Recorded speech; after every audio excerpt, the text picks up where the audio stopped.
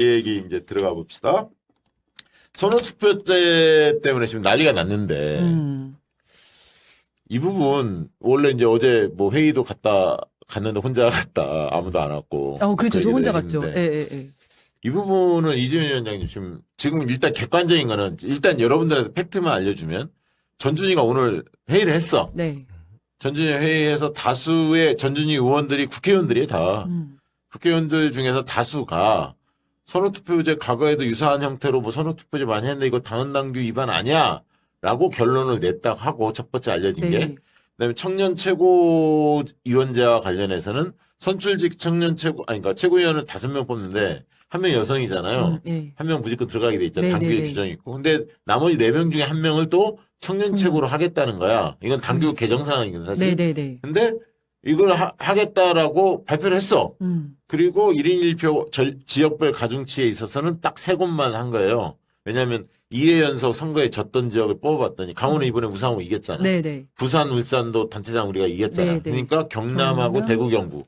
3곳만 5%, 그러니까 1.05를 적용하니까 그거는 이제 굉장히 미미하기 때문에 큰 건 아니지만 아무튼 네네. 그게 맞느냐 아니냐라는 판단은 별도로 있습니다. 손대면 안 된다고 주장하는 분들이 훨씬 많죠. 네. 어쨌든 이렇게 결론을 낸 거야.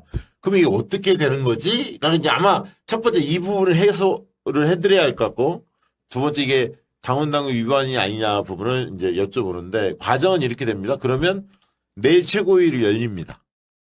내일 최고위 열리면 그동안 한번 논의했거든요. 지난번에. 표결 처리를 합니다. 합의가 안 되면. 내일은 포결을 하게 돼 있어. 시간이 없어.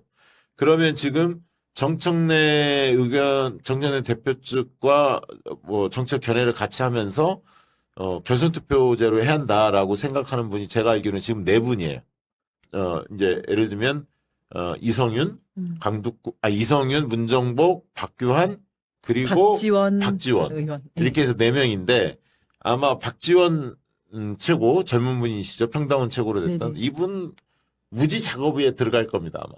아. 아마 그럴 거 같고. 네, 근데 네. 그분도 결선투표 맞다. 법률가거든. 맞아요. 변호사 예, 출신이거든요. 네. 그렇게 주장했다고 하고 네, 지난번 회의까지는 이제 내일 주고 봐야겠습니다. 아마 같이 그 의견을 같이 가지 않을까 싶은데 그리고 이제 한 명도 원내대표가 있고 선호투표를 강력히 주장하는 분은 강북구 그다음에 황명선 2분입니다. 이현주는 이제 빠졌으니까 네, 네. 2분이고 한병도 한병도 원내대표는 이런 입장이래.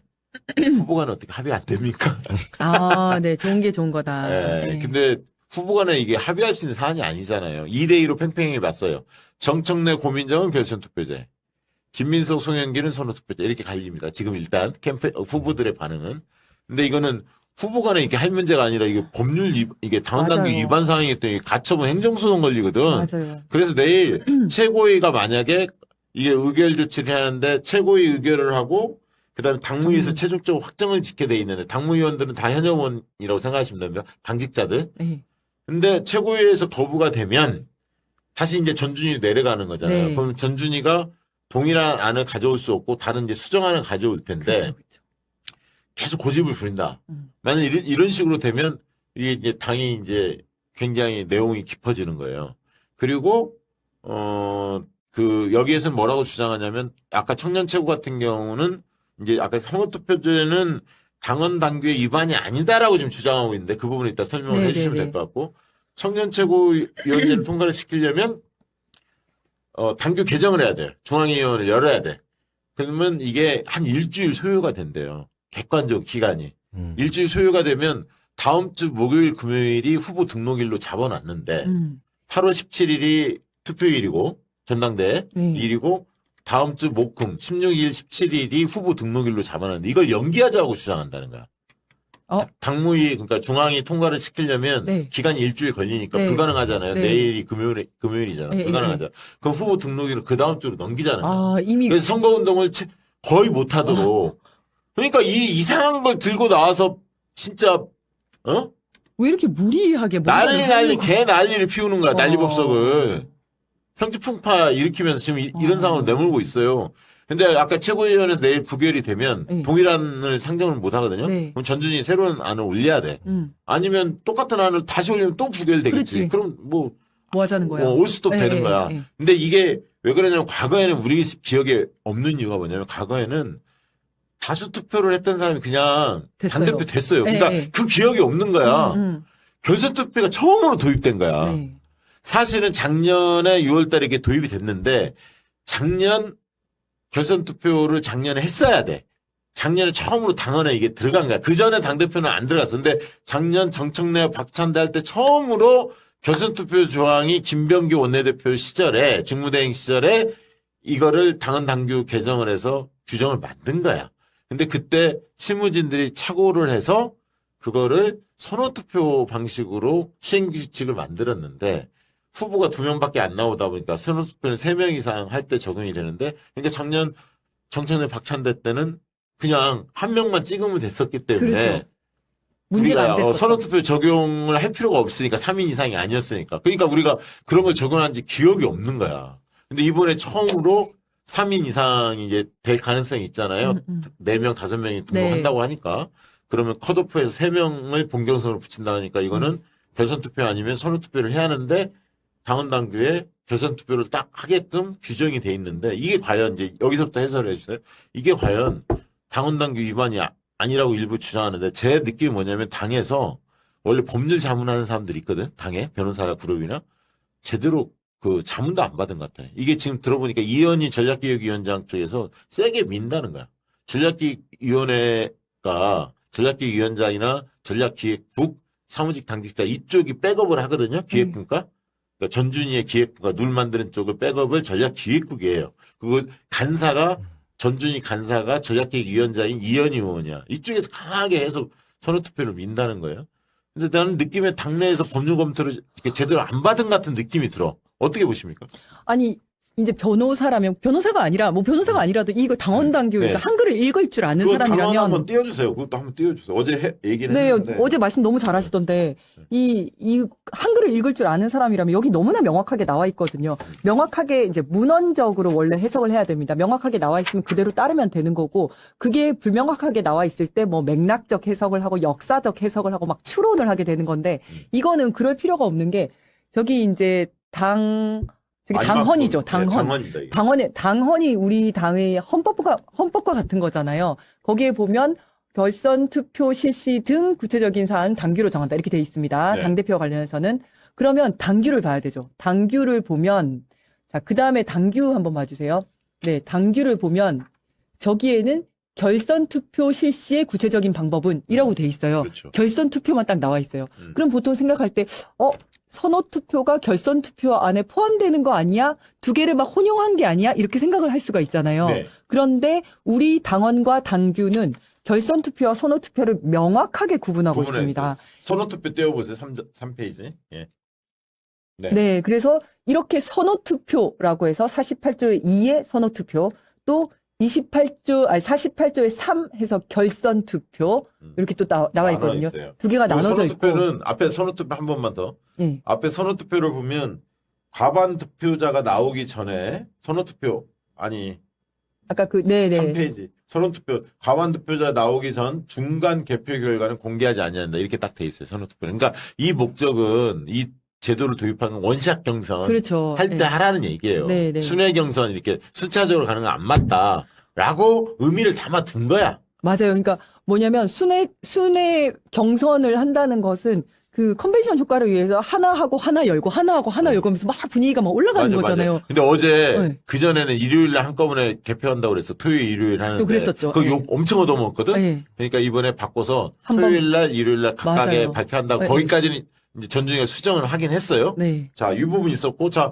그 다음에 결선투표 조항, 당규 조항을 한번 보십시오. 4페이지. 그거 한번 띄워주십시오. 네, 저것도 해설을 해주시죠.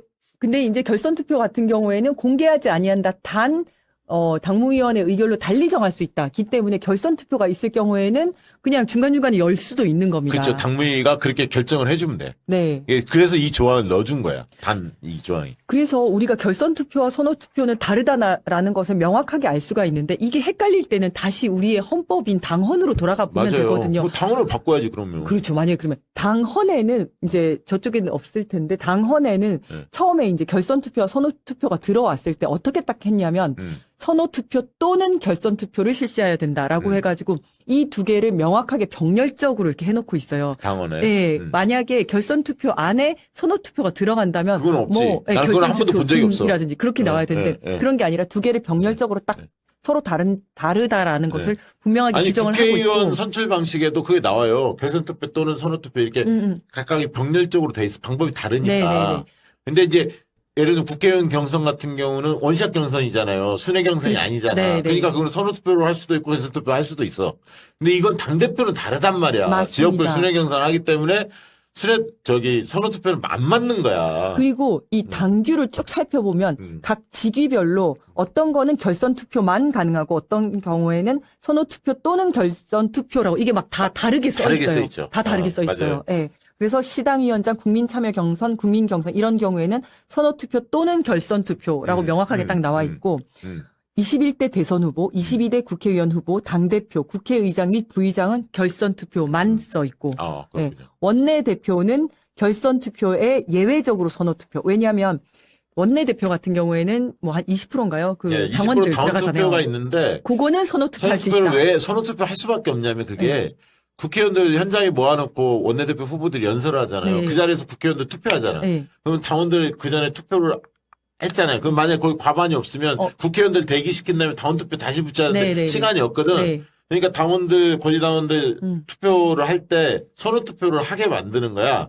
그래서 이제 첫 번째는 그냥 그 1순위만 다 하고 이게 이제 50% 넘는 원내대표가 없을 경우에는 이제 적용하는 거죠. 근데 원내대표 여기서는 이 원내대표는 50%를 넘을 필요는 없고 그거예요. 이제 동수일 경우에는 결선 투표를 하는데 어쨌든 이 경우에도 이제 당원들 같은 경우에는 선호 투표를 할 수 있다. 이렇게. 네, 네. 그래서 요 세 가지 경우가요. 명확하게 구분이 돼 있습니다. 그래서 어떤 거는 결선 투표만 해야 되고 어떤 거는 결선 투표 또는 선호 투표 이렇게 다 명확하게 나눠져 있습니다.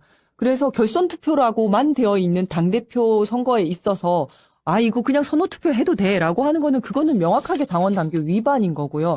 지금 이제 다른 캠프에서 얘기하는 거는 오늘 홍사훈 쇼에서 그 송영길 후보가 나와서 지난번에 당무위에서 이거 다 결정이 된 건데 왜 이거 갑자기 뒤집냐 뭐 이제 이런 식으로 얘기를 하던데 네. 설령 지난번에 그렇게 됐어도 그게 잘못된 거였으면 지난번에 잘못했다는 이유로 이번에도 잘못해서는 안 되는 거잖아요. 지금 당무위나 이런 사람들이 만약에 했는지 안 했는지도 모르겠지만 만약에 그런 걸 했다 하더라도 바로 잡아야죠. 당원의 결선 투표를 해야 한다라는 규정 자체를 강구한 거야. 그런 것 같아요. 그래서 이게 지금 쟁점이 되니까 그러면 이제 당원을 뜯어봐야 하는 거고 그러면 이게 만약에 받게 한다고 한다면 당원을 개정을 해야 하는 거야. 맞아요. 중앙이 거쳐서. 근데 저 정신, 결선 투표하고 선호 투표를 둔 정신이 뭐냐면 선호 투표는 원샷 경선을 위해서 한 거라니까 저게. 조문 내용을 읽으면 다 알잖아요. 그러면 이거는 그 당원이나 예를 들면 당구 개정 안 하고 만약에 최고위 내일 누가 작업을 해서 만약에 선호 투표로 통과됐다. 그래서 당무에 빵빵빵 하면 바로 가처분 행정소송 들어갑니다. 지금 벌써 준비하는 사람들이 많이 있어요. 맞아요. 이거 100% 인용될걸요, 아마? 집행정지 가처분을 준비하시는 분들이 많더라고요. 그리고 제가 조금 약간 답답했던 게, 그 전준희도 그렇고, 지금 이제 우리는 결선 투표로 가야 된다라고 얘기하는 게, 이게 우리 유불리 때문에 하는 게 아니라, 이 당원 당규를 보면 이렇게 해석을 할 수밖에 없다라고 우린 얘기를 하는 건데, 이게 원칙의 문제야. 네. 전준이라든지 다른 캠프에서 뭐라고 하냐면, 작년에 다 결정되는데 왜 자꾸 이렇게 얘기하냐. 아니, 그게 아니라 이 당원 당규를 보고 왜 이거는 선호 투표를 해도 되는지를 논리적으로 좀 설명을 했으면 좋겠어요. 작년에 아까 얘기했듯이 작년에 결선 투표로 갔어야 하는데 김병기 원내대표가 직무대행할 때 그때 실무자들이 착각을 한 거야. 결선 투표 처음으로 도입됐거든. 작년에 6월 달에. 그래서 그때 결선 투표를 했어야 하는데 선호 투표를 했는데 이게 문제가 안 된 이유가 아까 정청래, 박찬대 2명만 나왔기 때문에 적용을 안 했기 때문에 넘어간 거야. 만약에 그때 3명이 나와서 이게 좀 심각해졌으면 이거 당연히 문제가 됐지. 그렇죠. 사실. 그래서 우리가 당원 당규 위반이다라고 이야기를 하면 아니다. 그렇지 않다. 당원 당규 위반이 아닌 이유는 이걸 어떻게 해석할 수 있고라고 하면서 이 당원 당규를 보면서 얘기를 해줬으면 소영기 의원 자체가 변호사 출신 아니야? 법률가 아니냐고. 모르겠습니다. 이게 법률가면서 자기가 당원 당규 해석을 가지고 이야기를 해야지. 잘못 적용했던 관례를 끄집어내서 물타기를 하면 어쩌자는 거야 도대체? 그러니까요. 사실 그래서 저는 다른 캠프에서 뭐라고 얘기할지가 궁금해가지고 어제 바쁜 와중에도 갔거든요. 근데 아무도 안 오셨더라고. 이게 왜냐면 그거는 솔직히 이게 조문 대 조문으로 이렇게 붙으면 100점 100패거든, 선호투표가. 그럴 것 같아요. 그러니까 네. 안 온 거야. 이지은 위원장이 무서워서 안 온 거일 수도 있겠지만, 이 누가 봐도 법률가끼리 네. 얘기하면 이거는 지잖아요. 네. 솔직한 얘기로. 그러니까 밀릴 것 같으니까 김민석, 송영길 뭐 이런 쪽에서 참석 안 한 거지, 대리인이. 페널티 줘야 되는 거 아닙니까? 이런 것도 공개해야 돼. 아, 우리는 공개했지만 어제 방송에서. 왜 당이 공개를 안 하나? 해야지. 아니, 그 너무나 심각한 일이야. 만약에 이런 걸로 가처분돼 행정소송 되면 일정 자체가 올 수도 없대요. 멈춰버리는 거죠. 근데 이거는 정청래 유불리 문제가 아니라 어제도 얘기했지만 선호투표, 거실투표 어떤 방식으로 해도 상관없는데 그러면 선호투표 했을 때 순회 경선 할 때 그러면 충청권 까면 충청권 1순위 표면 다 까겠다는 거 아니야. 쉽게 얘기하면. 지금 그것도 못해요. 여기에 따르면. 선호투표, 정확하게. 근데 발표는 하겠대. 그러면 선호투표 하면서 발표를 한다고요? 그러니까 선호투표, 그것도 당규 그러니까 그것도 당규 위반이, 그것도 당규 위반이야. 당규 위반이야. 예, 말한 대로 예. 당규 위반이고, 그렇게 한다면 3순위에 2순위표 이럴 깔 수가 없어요. 그렇죠. 최종적으로 까야 하니까. 맞아요, 맞아. 총 누적된 거에 맞아, 과반이냐 맞아. 아니냐 그걸 따지잖아. 네네네네. 그러면 지역표 깔 때는 그냥 1순위표만 발표하는 거라고. 네. 편법으로. 네. 그리고 아까 당규 위반 사항이고, 선호투표로 중간에 공개 못하게 돼 있는데. 그럼 전부 다 위반인데? 그 위반 투성이야. 지금 논리적으로 하나도 안 맞는다고. 아니, 결선 투표로 가면 아무 문제가 없는데 왜 이렇게 문제가 많은 선호 투표로 굳이 가겠다고 하는 건지를 잘 모르겠어요. 저는 알 것 같습니다. 알 것 같습니다. 왜냐하면 충청권이 먼저 있고 부울경이 두 번째인데 첫 번째, 두 번째에서 정청래 후보가 앞설 가능성이 높으니까 그런 거 아닙니까? 솔직한 얘기로? 제가 느끼기에는 왜 이런 사단이 났을까? 좀 살펴보면 사실 그렇잖아요. 지금 사실 7월달 여론조사를 전부 다 살펴봤는데 어제 김민석 후보가 정청래 후보보다 앞서는 여론조사가 거의 90%예요. 대부분. 네. 차이도 꽤 나요. 네. 정청래 대표가 후보가 쉽지 않을 거예요. 지금 상황에서도. 그런데 선호투표제라는 거를 하게 되면 최종 2인이 남잖아요. 그러면 이제 김민석, 정청래 그리고 송영길 후보가 이제 3위일 텐데 그럼 송영길 후보를 찍었던 사람이 2순위로 김민석을 찍었을까 정청래를 찍었을까를 보면 저는 90%가 거의 가까이 김민석 후보로 갈 거라고 봐요. 그러니까 사실은 정청래 후보의 숨통을 끊기 위한 확실한 한 방을 보험장치로 준비하는 거라고 저는 느껴지거든요. 뭐 선호투표제가 작년에 뭐 들어가 있었냐 없었니 뭐 이런 걸 다 떠나서 지금 살펴보면 전준희도 그렇고 최고위원을 출마하겠다는 당사자들과 초선들 중심이 돼가지고 민주당에서 당대표와 최고위원을 출마하는 막중한 그러한 자리를 지금 다 이렇게 하고 있는 건데 방금 말씀하신 것처럼 기본적인 당원 당규에 위배되는지 아는지도 모르는 상황. 그 정도로 엉망인 상황이잖아요. 그래서 이런 상황들을 보면서 민주당에 어른이 없다라는 이 말들이 이해가 가요. 과연 지금 이해찬 총리님이 살아계셨으면 지금과 같은 이런 난장판이 될 수 있었을까요? 저는 불가능했다고 봅니다. 이거는 조금 민주당이 어떤 방법을 선택하고 할지는 모르겠지만 반성을 좀 많이 해야 될 것 같아요.